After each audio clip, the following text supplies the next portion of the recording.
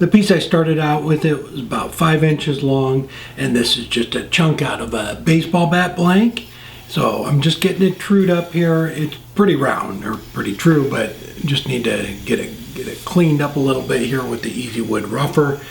And then we will go ahead and switch and put a Jacob's chuck on and drill it out with the Forstner bit. So we're basically making a little cylinder here. Just gonna get it all cleaned out. So the Forstner bit's nice. It sets the depth for you because I need to part this off before the bottom here in a second. So gets it all cleaned out. And then I use the #1 hauler to bring the diameter down on the sides.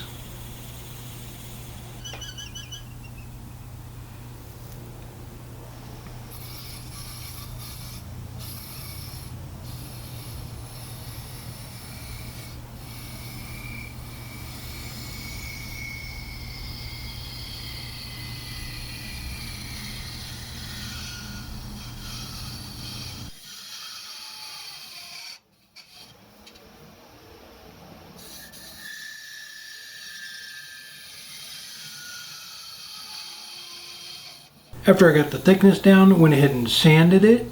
Just ran through all the grits all the way up to 600. Made sure the depth was fine. It's actually into that wood that I haven't cut into yet. So we'll just go ahead and use the parting tool and part this off.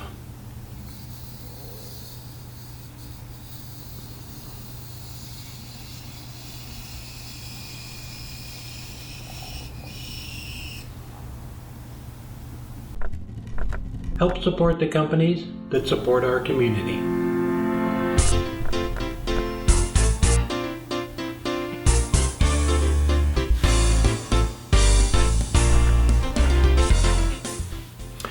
So next we're going to work on the bottom. So this is going to be the bottom of the box. So I've made some boxes like this years ago. I will put a link down below in the description to those, and you can check them out. So this is the bottom of the box. So it's going to be a 3-piece lidded box. And what we're going to do is figure out the diameter. We're going to make a little recess in it and get it all cleaned up. So when we were at the Oregon show, Clint came by and he had this cool little spool box. It was really neat. And then he had a logo on the top of it.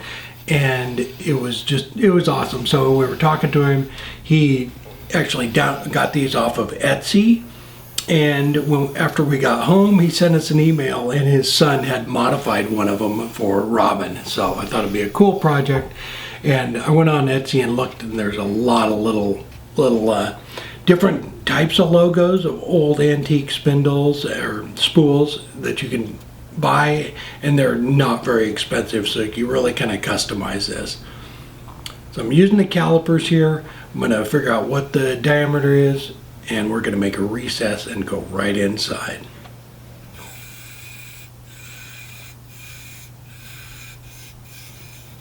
So if you check out the video I did years ago too, I did several different styles of this using the 3-piece method. It really, you can use up little scraps. This piece right here that's on here right here is going to make both the top and the bottom.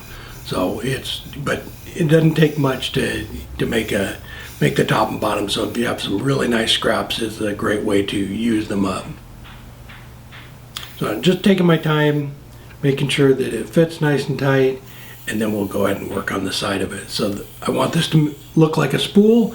So we're kind of just coming in at an angle there, and then we'll sand it. I went in with the parting tool just a little bit so I could sand around that corner, and then once we get it sanded, we'll go ahead and part it the rest of the way off.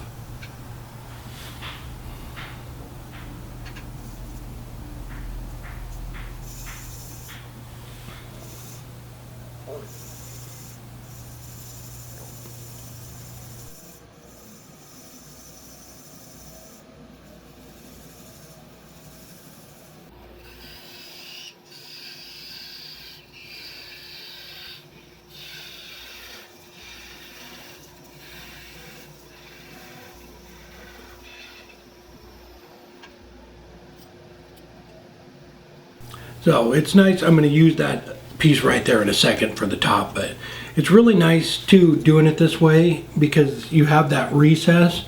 I have to switch jaws here, but you can finish off the bottom of the box really easy and get it all cleaned up. So just switching jaws, I'll use the recess, expand the jaws, and go ahead and clean it up. So on this one, I'm just gonna cup it out just a little bit so it sits nice and flat. And this tool here is one of the D-Way box master tools. So they have a whole set of negative rake cutters for boxes. And all the tools are for doing lidded boxes, for doing like the sides or just different jobs, but they work fantastic. So I'm just holding it up there too to make sure that it's cupped out a little bit in the center. And then I went ahead and ran through all the grits up to 600. There we go. So that is the bottom. Fits right on there like that. So I went ahead and just made the top because it is identical to the bottom. So except for this part right here. So that's why I jumped back in. So on this one, we're not going to cup it out. We're going to make this nice and flat straight across the top because we're going to put a decal on it. But it was the same process. Use the calipers to figure out the diameter, and I just keep checking it to make sure I can get it nice and flat.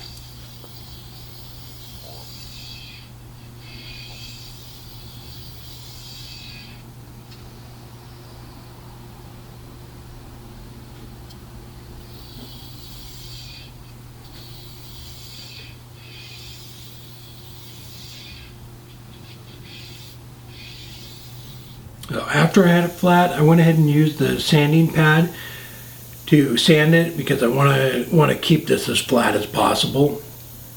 And same thing with this. I ran through all the grits up to 600 with it.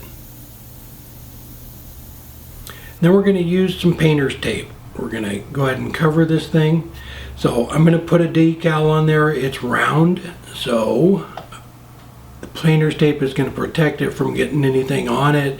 I do need to spray this thing here real quick. So this is a nice way to do it and protect everything and not get, I'm going to use spray glue on it, so that is, I don't want that everywhere.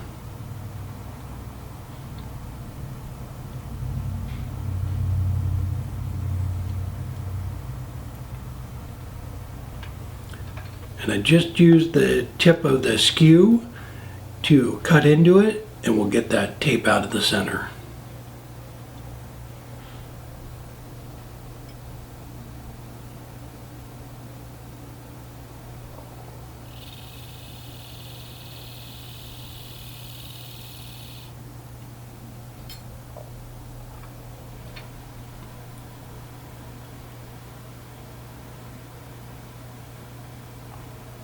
And that is the diameter of the logo that we're going to put on. And I just kept kind of resizing it in the editor until I got it this diameter. First thing we're gonna do is put on some spray adhesive, and you don't need much. It's just paper I just printed this off with a regular printer paper and took a pair of scissors and cut out around it. We're just gonna stick it right on there. I let the spray glue set up for a couple of minutes and then just went ahead and stuck that on there. It actually worked perfectly. I was a little worried at this point whether it was gonna be nice and flat, but it is. And then I just used a satin clear finish right over the top of it just to protect the paper. And we'll peel all this off, and it is all done except for a little bit of oil.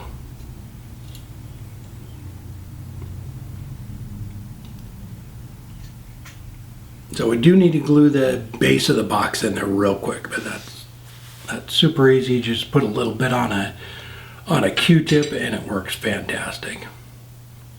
So I just put a little bit on there and just put a few spots around it. And then we'll put the cylinder right into it. And this is the same way I made those other boxes I was talking about.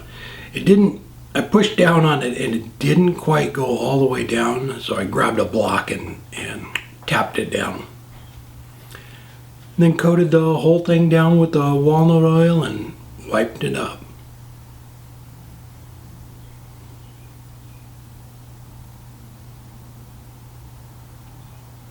The cylinder in the center is just straight grain maple, and then the top and bottom are maple burl.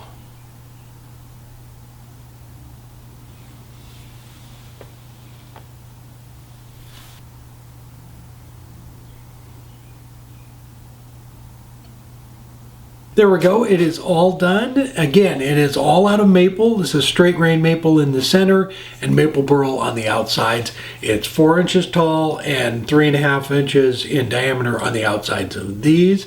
So super cool idea. Clint, thank you so much. It was great talking with you. And tell your son thank you for modifying one of the labels. So his son took it into a program and redid the label to say Robin's Bobbin. It's awesome.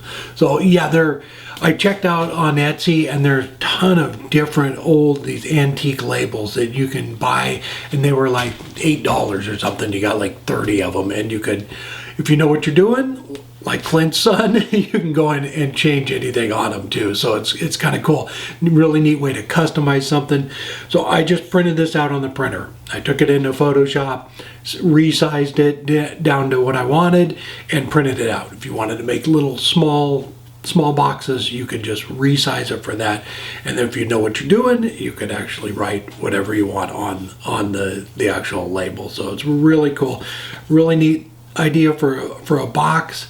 I will put, like I said in the video a couple times, I'll put a link down below in the description to another video, or maybe like right here at the end. I can't remember. It's been quite a few years ago when I did the boxes like this. So it was a really cool idea. So thanks again, Clint. Hope everybody has a great weekend, and take care, and we'll see you next time.